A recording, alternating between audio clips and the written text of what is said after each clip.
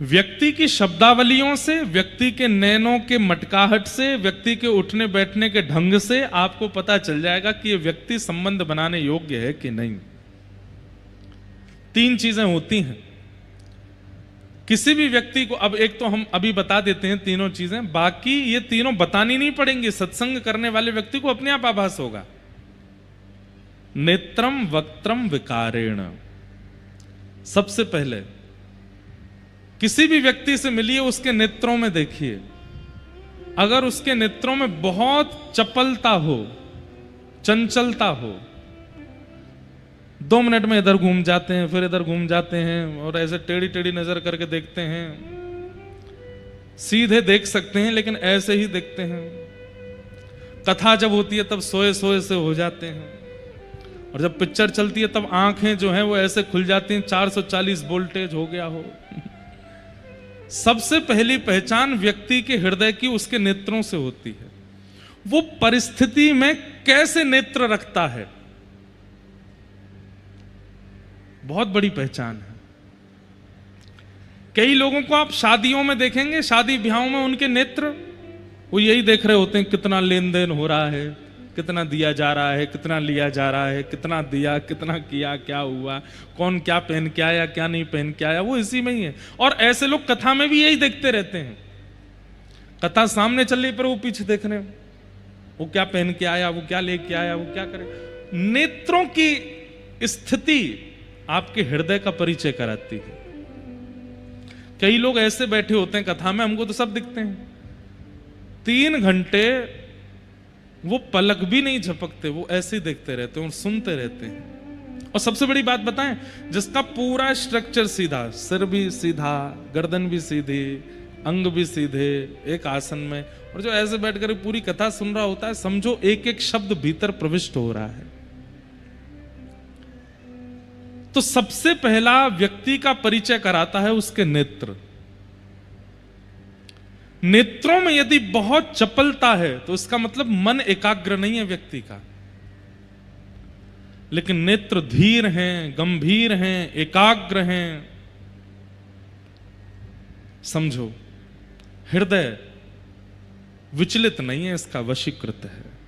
तो पहली पहचान, कभी भी किसी से भी मिलो, अब विवाहित जितने भी छोरा बैठे हैं यहां पे, जा छोरी ते ब्याह होने वारो हो, वाके पहले नेत्र नहीं देख लियो, पतो चली महाराज नेत्रन में डूब गए। थोड़ा ध्यान पूर्वक जाना, गुरु जी की बात मान के जाना, नेत्रों में देखना। इसीलिए पता है, जब पुराने समय में ब्याह होते थे ना, तो लड़का लड़की जब उनका पहला मिलन घर वाले कराते, तो उसमें कन्या जो होती है वो आंख खोलती नहीं है, उन्हीं ही बैठी रहती है, कहीं देख नहीं ले आंखों में, इसको आंखों से पता ना चल जाए। और केवल पुरुष ही क्यों, कन्याएं भी उसके नेत्रों में देख लो। सबसे बड़ी पहचान व्यक्ति के उसके नेत्र होते हैं, उसके नेत्रों की स्थिति क्या है। दूसरा, वक्त्रम, शब्द।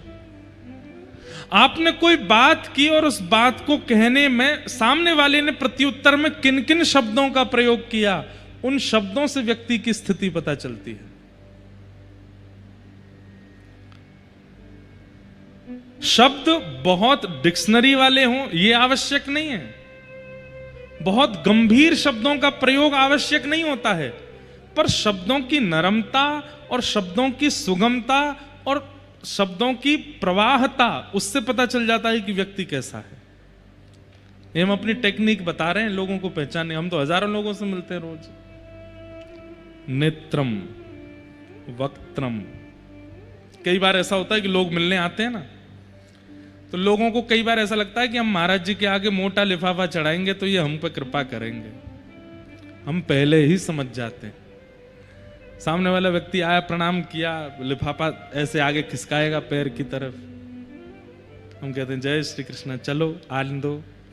और पीछे वाला व्यक्ति बेचारा, वो ना तो उसके कपड़े इतने बढ़िया थे, ना उसके बाल इतने बढ़िया थे, ना माला अच्छी वाली लेके आया था, लेकिन नेत्रों में प्रेम था और उसको देख के फिर मन होता है कि इसको थोड़ा पुचकार ले, इसको थोड़ा माला वाला पहना दें, इसको थोड़ा हृदय से लगा ले। तो कई लोग चिढ़ जाते हैं इस बात से, बोले वो व्यक्ति हमने बुलाया महाराज जी को, ये उस व्यक्ति से इतना प्रेम क्यों कर रहे हैं। और ये स्थिति पता चल जाती है। और ये मेरे साथ ही नहीं, आपको भी होगा। जब आप सत्संगी बनने लग जाएंगे, आपको भी अनुभव होने लग जाएगा कि कौन उचित कौन अनुचित है। नेत्रम वक्त्रम वाणी, शब्द बताते हैं कि व्यक्ति कैसा है। और तीसरा, विकारेण, सिर से लेके पैरों के खड़े होने की अवस्था, बैठने की अवस्था, लेटने की अवस्था, खाने की अवस्था, एक एक अवस्था से पता चलता है कि व्यक्ति कैसा है। जैसे कोई व्यक्ति रिलैक्स मोड में जाता है तो कमरे में जाते वो रिलैक्स कैसे करता है, एक पांव तकिया पे धर दिया, एक पांव नीचे लटका है, यूं लेट गए, समझो कि ये महाविकारी व्यक्ति है। भाई रिलैक्स भी करता है तो सीधा सीधा ये आराम से, तो समझो कि इसका चित्त एकाग्र है। कई लोग भोजन करते हैं, भोजन करते समय कुछ भी खा रहे हैं। कई लोगों को हमने देखा, जैसे दूध और दही, इन दोनों का विरोध होता है, दूध दही साथ में नहीं खाने चाहिए। कई लोग खा जाते हैं, वो दूध की सामग्री भी खा लेते हैं, फिर उसके ऊपर दही भी पी लेते हैं। पेट में विस्फोट हो जाएगा तुम्हारे, कैसे कर सकते हो? तो कई लोग कर लेते हैं। और एक हमारे पंडित जी हैं, यहां तो नहीं आए, वो तो मुझे चैलेंज करते हैं, बोले मुझे चाय पिला दो फिर छाछ भी पिला दो, मैं ठीक रहूंगा। मैंने भाई तो कैसे कर लेते हो आप ऐसा?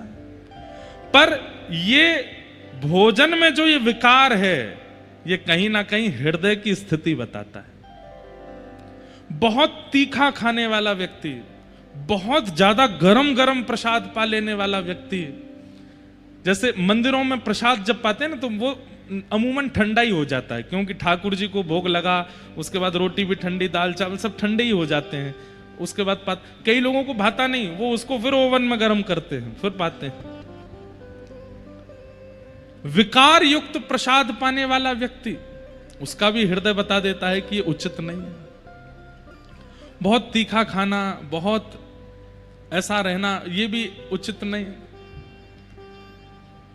और खाते समय बहुत गिरना, यहां भी गिर रहा है, वहां भी गिर रहा है, कपड़े पे भी गिर रहे हैं, मुंह पूरा सन गया है, दोनों हाथों से खा रहे हैं, इससे भी खा रहे हैं। इससे तो खाना ही नहीं चाहिए। अपने उल्टे हाथ से तो थाली भी स्पर्श नहीं करनी चाहिए सन्मुख रखने के बाद। पर हम लोग अंग्रेज हो गए हैं, शादियों में भी बुफे चलता है, एक हाथ में लेके उससे डालते रहते हैं, खाते रहते हैं। नहीं, विकारेण।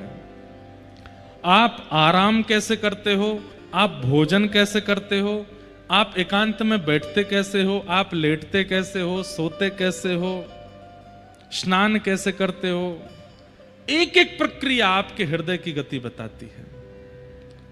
और जो व्यक्ति इन तीनों में निपुण होगा, नेत्र गंभीर हैं, वाणी भी सधी हुई है और विकार आकार भी शुद्ध है, उस व्यक्ति का हृदय निश्चित एकाग्र होगा, विचलित नहीं होगा।